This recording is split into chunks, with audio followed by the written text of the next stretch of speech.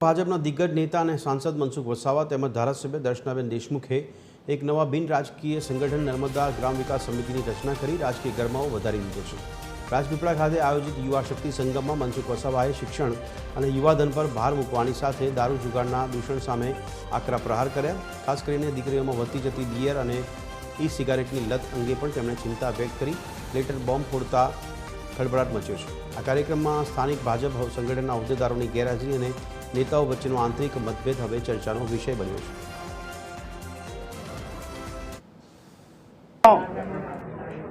आना माटे जागृतिनो अभियान चलावशे।